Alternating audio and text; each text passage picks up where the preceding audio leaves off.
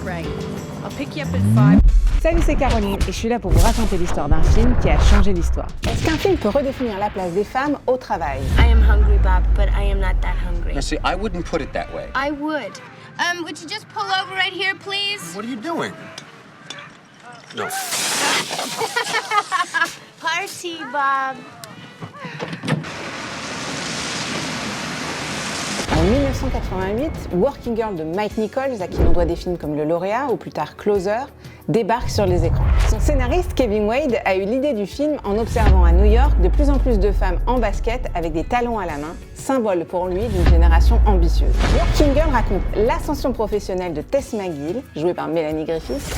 Ruth, look it. I'm 30 years old. Took me 5 years in night school, but I got my degree and I got it with honors. I know I could do a job. Une secrétaire issue d'un milieu modeste dans le Manhattan des années 80, où les hommes dominent encore largement le monde des affaires.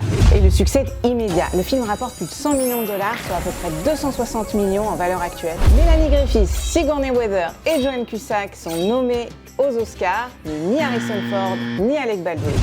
Et le film remportera la statuette de la meilleure chanson pour Let the River Run de Carly Simon. Mais l'influence de Working Girl dépasse largement les frontières de l'écran. Avant sa sortie, le terme de Working Girl désignait simplement une femme qui travaille. Mais il pouvait aussi avoir une connotation plus ambiguë, notamment dans l'argot, où il servait parfois à désigner une travailleuse du sexe. Et le succès du film a largement contribué à lui donner une image positive et inspirante, synonyme d'émancipation professionnelle et de réussite féminine.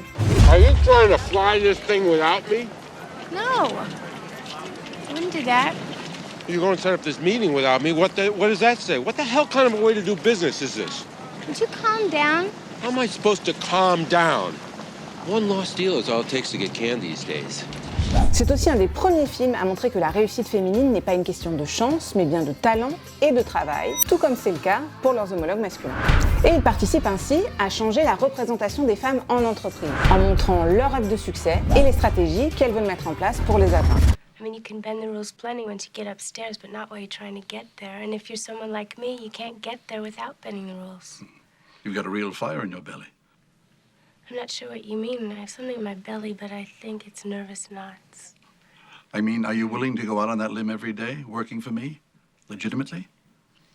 Yes, sir. Presque 20 ans plus tard, on peut voir dans des films comme Le Diable s'habille en Prada toute l'influence du film de Mike Nichols, qui rappelle une chose essentielle. Le talent ne devrait jamais dépendre ni du costume que l'on porte, ni de l'endroit où on vient, ni du genre auquel on appartient. Vous avez un cerveau, vous avez des tripes, alors vous avez une place à prendre. Allez, on se retrouve très vite pour une nouvelle histoire d'un film qui a changé l'histoire.